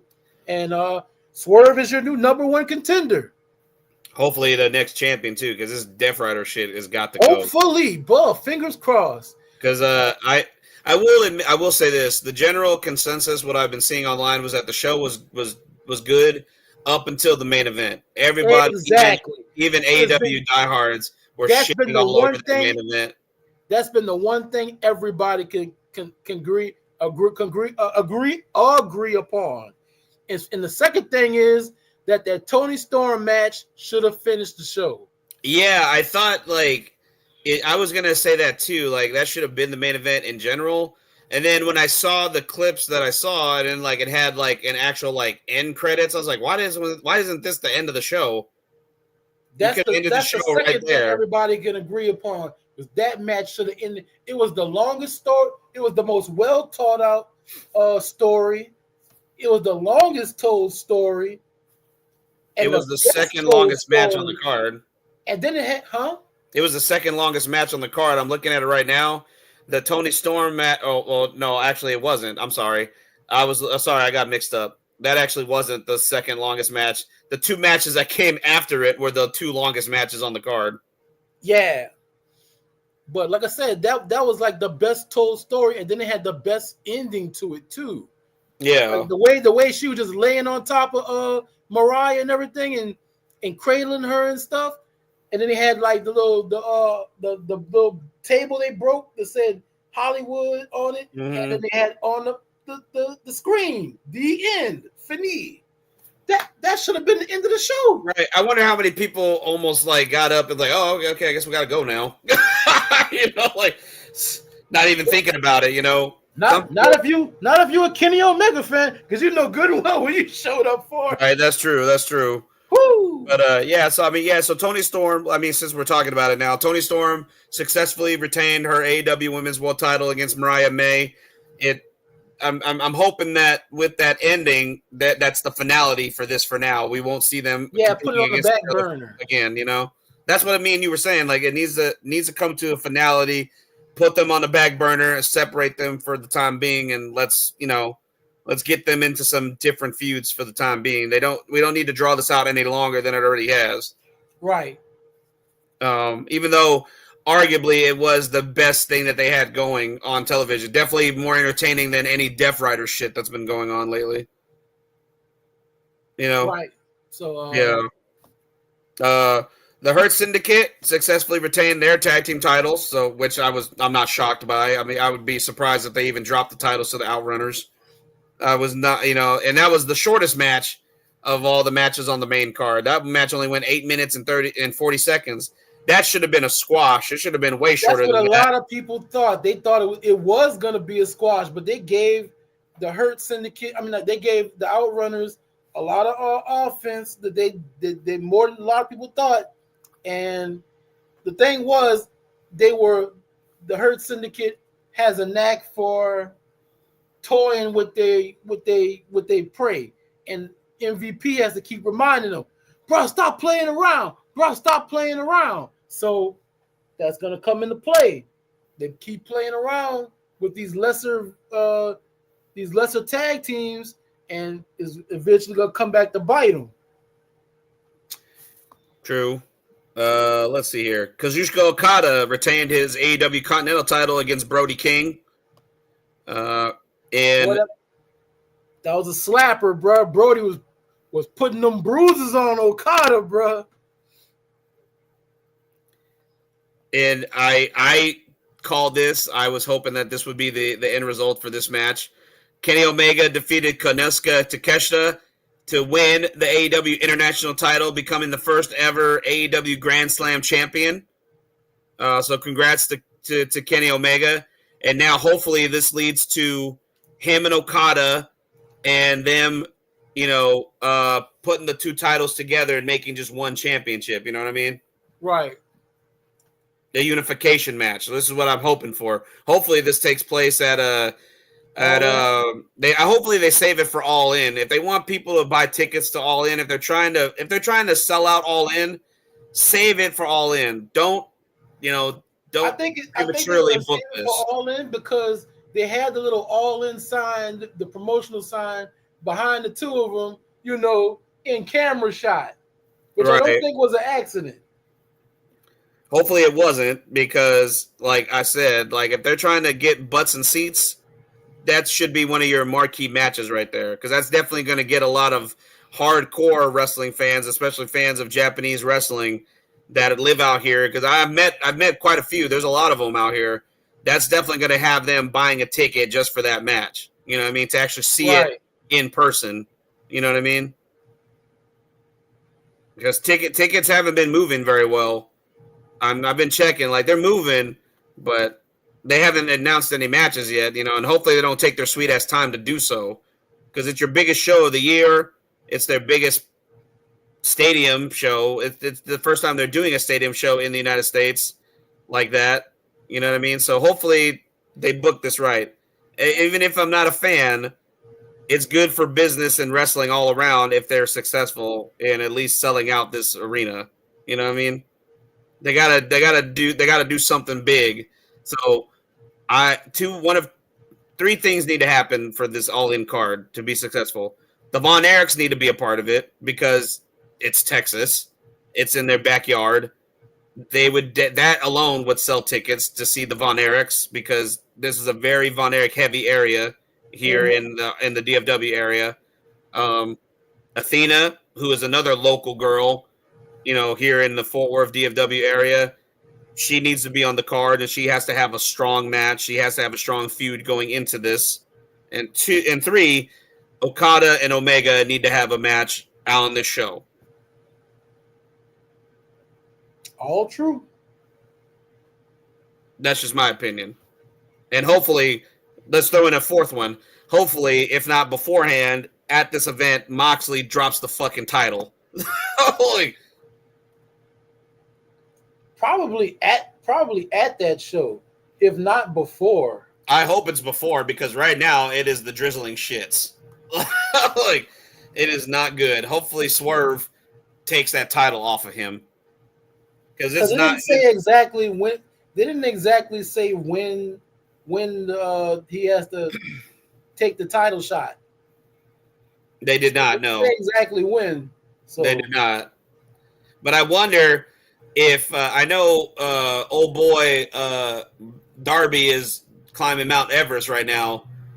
I don't know if he'll be back in time for All In, because that definitely seems like the guy he was supposed to get the title, from what I hear. And then Moxley came up with this Death Riders thing, and apparently Brian and TK were big fans of the idea and ended up putting that idea on the back burner, because apparently Darby was set to dethrone Brian. Yeah, I think they, no pun intended, swerved from that idea. They're like, we can't wait on you, bro. We go. So they went with that instead. I think they pivoted from that because they was gonna have him be the one to dethrone Moxley, because Moxley was the one kept telling him, "You're not ready, and they were gonna do the David Goliath baby right and stuff like that. And so I think because he's doing the Mount Everest thing, they pivoted, and hopefully they go ahead and put it on Swerve. Yeah.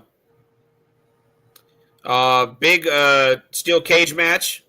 Hopefully this is a finality as well to their feud. Will Ospreay defeated Kyle Fletcher in just under 30 minutes at 29 minutes even in a steel cage match. Some crazy spots in that match.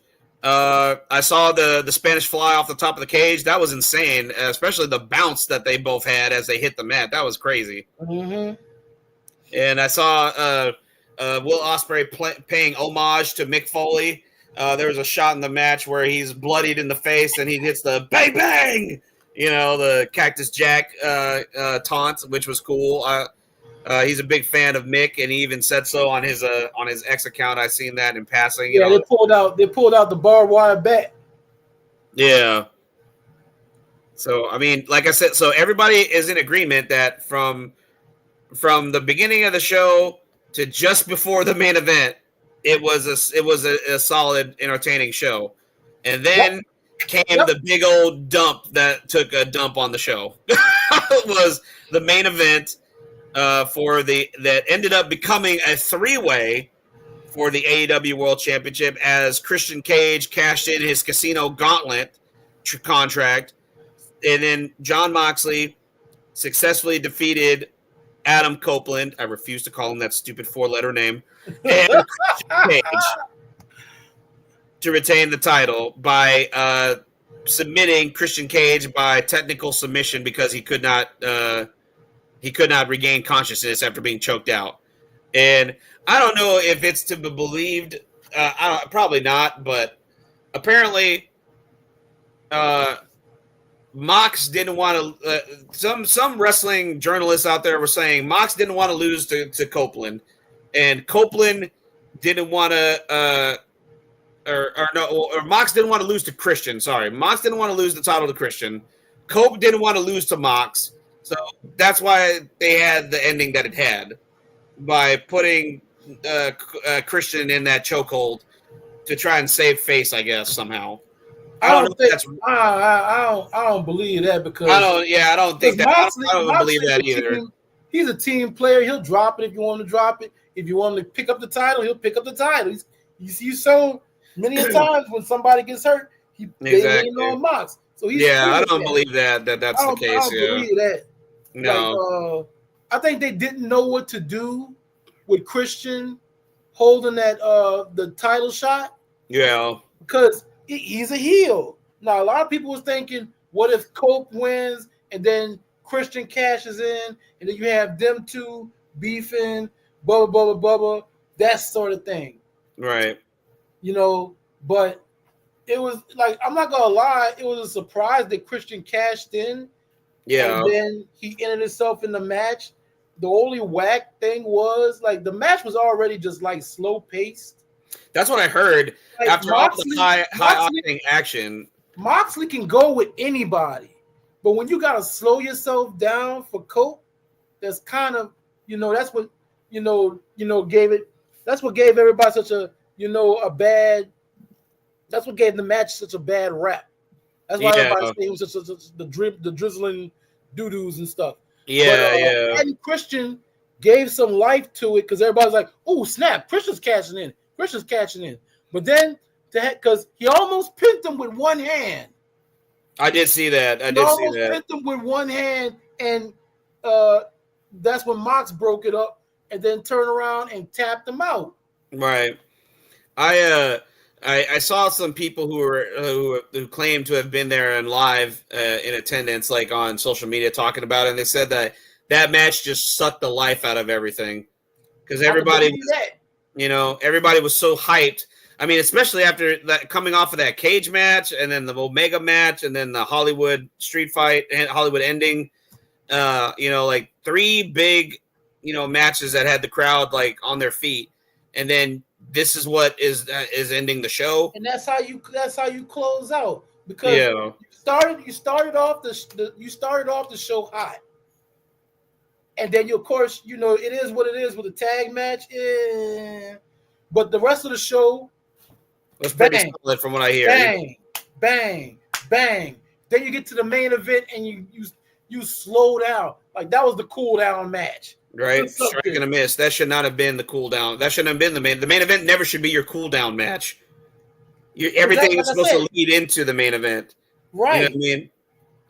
And yeah, that's the only thing that like semi made it sort of interesting afterwards is when Nana got in Moxley's face. And he wouldn't let him leave, and then he got out the way, and you saw the camera panned up, and you saw Swerve standing in the bleachers, and he jumped down and bang. Yeah. And Swerve stomped on Mox. I was like, all right. So that was Revolution. Yeah. Like I said, it was 9 out of 10 until that main event. And that's all I keep hearing about. I hear more people talking about how bad the main event was than all the good stuff. Exactly. If you would have put that match and swapped it with the Tony match, you'd be saying it was a 10 out of 10 pay-per-view. Right. Exactly. I agree. I will agree. All about that match. Right. I will agree with that. Well, so real quick before we get into NXT Roadblock, did anybody catch Raw? Did you see who returned in Madison Square Garden? Oh, baby, I like it. Raw. Oh, the OTC or the YTC now because he's got a new shirt. Your tribal chief, Roman Reigns, came back and pulled Seth Rollins out of the steel cage, unintentionally giving him the victory over CM Punk. But then Seth Rollins took an ass whooping after that and got stomped himself. Did he? And then he got mollywopped by Roman and then got foot stomped, and then they had to come save that man's life. Roman saw out of the corner of his eye his wise man, Paul Heyman, tending to Paul Heyman's friend, his confidant, CM Punk. And Roman wasn't having that. And then he decided to mollywop CM Punk. Word, bruh. So it looks like I don't think we are going to get Punk asking the favor to be put into the title match with Cody and Cena. I think it looks like we're going to get the triple threat match between Rollins, Punk, and Reigns. And I could see that being the main event of WrestleMania Night 1. And Cena and Cody, WrestleMania Night 2 main event. So it looks like Punk's going to get his main event after all. I don't know, in a different way. Because that crowd, that's going to be tough. Because Gunther versus Jay, a lot of people are saying it doesn't have the main event vibe. But, I don't know. That's what I'm saying. Like, that's why I feel like Punk, with his promo going after Rock and Cena, it seemed like a no-brainer that he would do that. He would cash in that favor and still be added. Like, I feel like that's still the more, I don't know. To me, that seems like that's the one that makes the most sense. And let Seth and Roman can still be Night 1. Because Roman is such a big star, I think him and Seth, with their history and everything behind that, could still be a Night 1 main event. You know what I mean? Yeah, that's what I'm thinking. It doesn't need Punk to be there. What happened in the cage and everything, man, that kind of turned me, because in my mind, with my amateur click booking, I'm thinking CM Punk causing a favor to Heyman and gets interjected in that title match. Right. But now you got, this happening right here. So now he going to feel some sort of way about Roman, because, of course, they had their words when he was gone too. And he cost him the steel cage match. Right. Right. Even though they really didn't care too much about winning, they just wanted to beat each other up. True. But it's still the principle of the matter. Yeah. He put hands on him. That's true. He didn't have no problem with Roman Reigns. He was actually kind of defending him a little bit at the Rumble when Seth was going after him. So, man, that's I don't know, man. I don't know. Yeah, I don't know about that one either. So I guess more to come on that one. Speaking of Monday Night Raw, fans of Monday Night Raw, guess what? We get a present next Monday. They're going to be live in Brussels, which means we get to watch Monday Night Raw at about 1 o'clock Central Standard Time here in the United States. 12 p.m. Pacific, 2 p.m. Eastern Standard Time. Isn't that crazy? Wild. Isn't that because of Netflix? Thank God for Netflix, man, because it's going to be live and we get to watch it when it's live. We don't have to wait for a tape delay. I just got to remember. Yeah, I know. I got to set my notification reminder, but I'm all for that. That is dope. Hey, since they like showing superstars and everything, hey, if we can't get Van Dam live at Raw, missed opportunity. Oh, I know, right? Missed opportunity. Muscles from Brussels, baby. Word. So, real quick, let's try to pop through the NXT Roadblock results. Last night was NXT Roadblock. It was live from the theater at Madison Square Garden in New York City, New York. Sold out crowd. I saw a shot that was shared by Brian Gewirtz. Of course, he's a former WWE writer and famously works very close with The Rock. He shared a picture of that, and he said, "Man, this is a long way from those WWF restaurant Sunday Night Heat tapings." Congrats, NXT. And it was big. It was a big turnout for that. That theater is way larger than I expected it to be, but it was sold out, man. Man, it was popping, bro. Yeah, they were.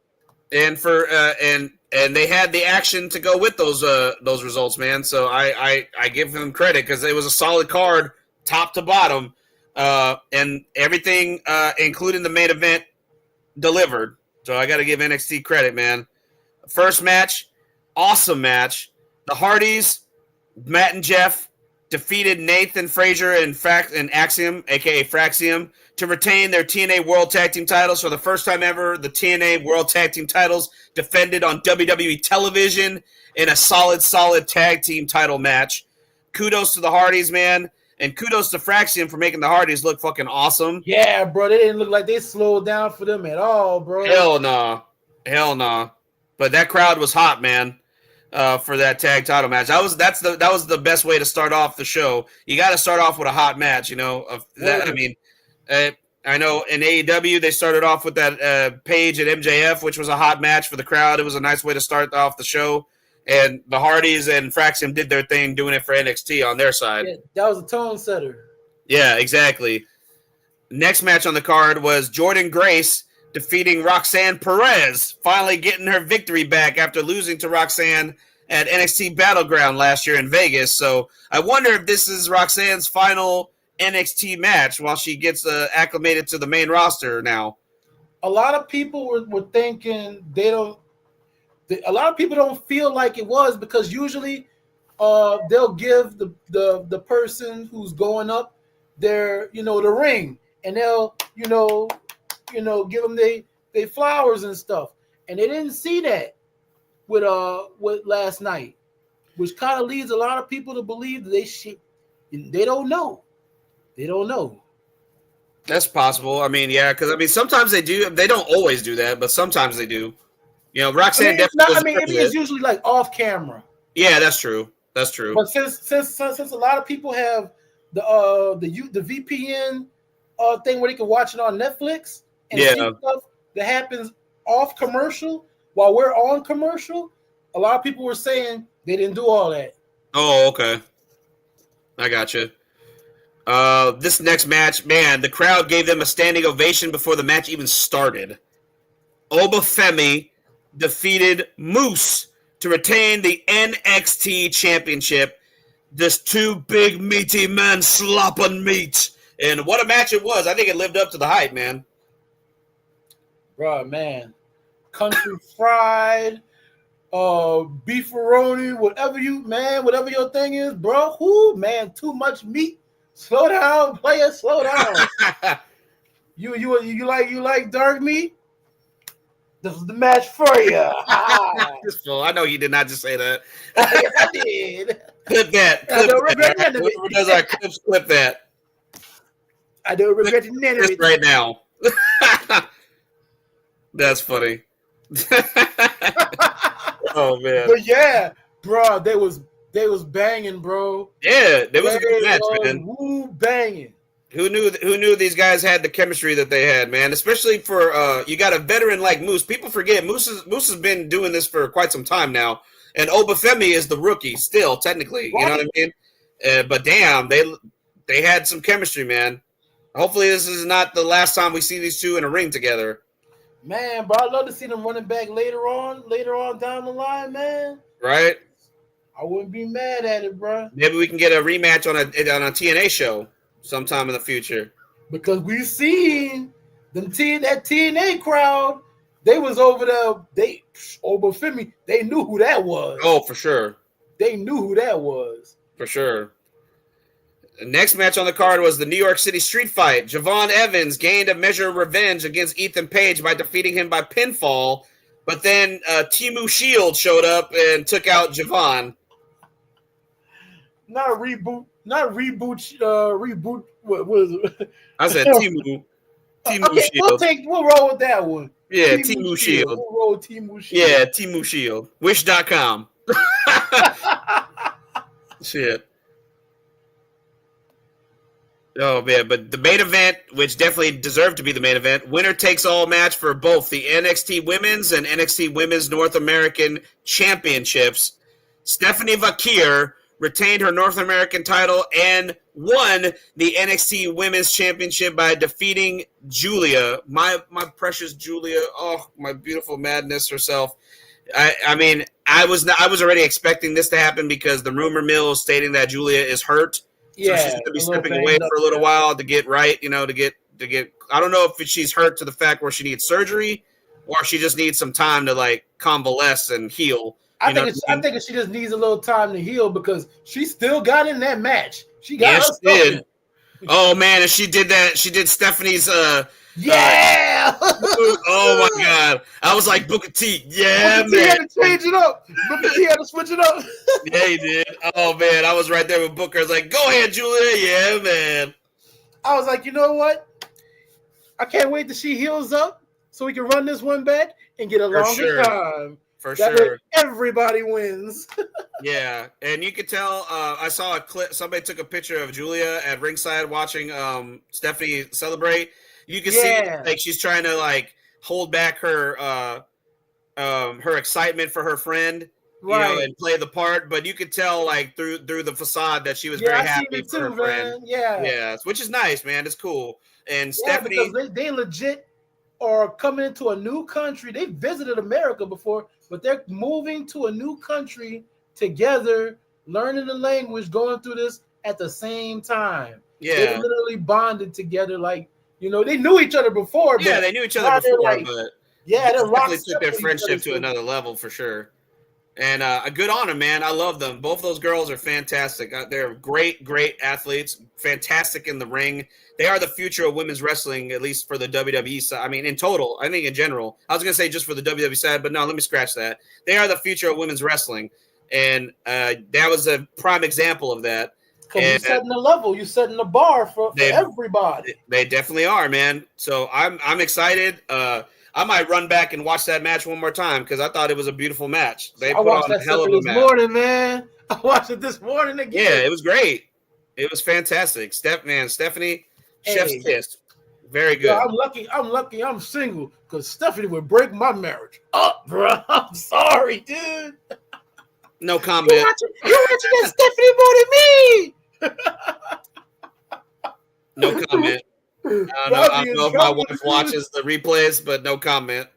I'd be in trouble, dude. You're watching that Stephanie fake hair more than me. I was like, it's not like that. I'm doing it for the show. I'm not touching that. I got a family to keep intact, so I'm not touching that. Damn it, that bird's got a family. I'm not gonna put you under the boot. Yeah, I'm not touching that one at the moment. Oh, man. Yo, T5, you still with us? Oh, I guess I lost T5. I'm going to take him off right now until he gets his stuff right. It looks like he froze up on us. Hopefully T5 will come back here shortly. But let's go ahead and keep the show rolling. So that, before we run out of time today. But the next thing on the docket is TNA Sacrifice. TNA Wrestling Sacrifice is their next big pay-per-view event that comes to you live this coming Friday, March 14th in El Paso, Texas at the El Paso County Coliseum.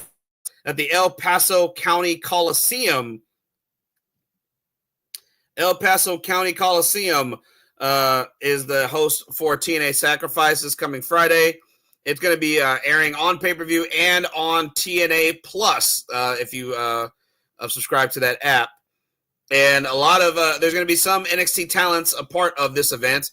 And kudos to NXT and TNA because apparently ticket sales have been through the roof for this event, and TNA expect a huge turnout, possibly another sellout. Yes, yet another sellout for TNA. So fucking awesome. Good on them. I'm so happy for them. These are the matches that have been announced. A 7-match card. It will be a 6-man tag team match. The Rascals, Trey Miguel and Zachary Wentz, and Ace Austin of ABC take on NXT's Tyson DuPont, Tyreek Igwa, and Wes Lee. So NXT versus TNA in the very first match in a 6-man tag team match. I got to go with the Rascals and Ace Austin getting the victory on this one. Next match on the card is for the TNA Knockouts World Championship. It'll be from NXT, Cora Jade challenging the TNA Knockouts World Champion, Masha Slamovich.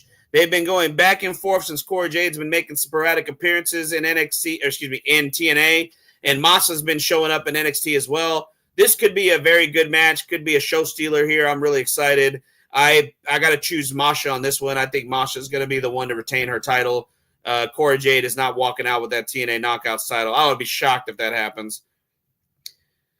Street Fight. I don't know if it's for the TNA Digital Media Championship or not, but it just says it's a street fight. Mance Warner with Steph D. Lander take on Sammy Callahan in a street fight. This is going to get violent. This could be definitely a GCW style match on a TNA card. Most likely we're going to see some blood.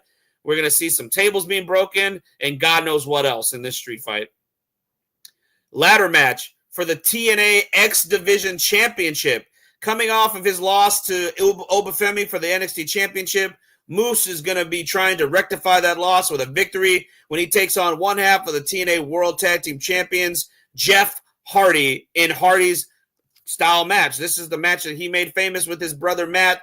Moose defends the X Division title against Jeff Hardy in a ladder match. This is, from what I understand, this is Jeff's first time challenging for the TNA X Division Championship. Jeff has never held the X Division title during his runs with TNA. He's only ever been a TNA Tag Team Champion or a TNA World Champion, but never has he had the opportunity to become X Division Champion. So this could be a history-making, at least for Jeff. If he were to win the X Division title, he would be the first time ever that he would win that championship in his TNA career. Tessa Blanchard goes one-on-one with Li Ying Lee in a one-on-one match. I'm assuming Tessa's going to win this match. Next match on the card, Mustafa Ali with Jason Hotch, John Schuyler, and Tasha Steeles in his corner takes on Mike Santana. Mustafa Ali is now back in TNA. He has signed an exclusive deal with TNA. He's back under their graces. He's back under contract. Do I see Mustafa Ali defeating Mike Santana, who's been on a roll lately, getting victory after victory after victory on recent pay-per-view cards? I would be shocked, but I'm gonna go with the safe choice. I'm gonna go with Mike Santana defeating Mustafa Ali in this match. And I don't know if this is officially the main event, but I believe this could be the main event match for the night. Steel Cage 10-man tag team match. TNA World Champion Joe Hendry, one half of the TNA World Tag Team Champions Matt Hardy, Elijah, Leon Slater, and Nick Nemeth take on the Systems, Eddie Edwards, Brian Myers, and JDC, and the Colognes, Eddie Colon and Orlando Colon, with Alicia Edwards in their corner. This could be another show-stealing match if it's not already going to be the main event. I believe there's going to be some bloodshed in this match. This kind of harkens back to old school TNA with their Lethal Lockdown. This is kind of the vibes I'm getting, the Lethal Lockdown matches from back in the day during the Lockdown pay-per-views where you had 2 teams of 4 or 2 teams of 5 battling inside the cage. It was like their version of a war game style match, except all members of the team are in the match from the start. This could be fun, and I would like to see Joe Hendry, Matt, Elijah, Leon Slater, and Nick Nemeth come out with the victory on this one. So that, again, guys, don't forget, it's on pay-per-view, or if you subscribe to TNA Plus, it's this coming Friday, March 14th in El Paso, Texas at the El Paso County Coliseum. TNA Sacrifice, big show for TNA this coming Friday. I'm looking forward to checking out that pay-per-view. Well, I was unable to get T5 back on here. I guess something happened with his connection. Hopefully T5 will be able to come back with us next week for another episode of the IE Wrestling Show. Thank you all for tuning in. Show some love to T5. I know he's not here right now, but show some love to him at Who Is T Fizzle. and at his show page at Crescent City _IE.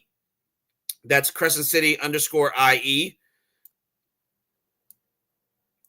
And that's all on X. Crescent City _IE is the show page for his show, The Crescent City Connection, where he talks all things Louisiana sports. So check it out, guys. High noon Saturdays, 12 p.m. Central, 1 p.m. Eastern Standard Time.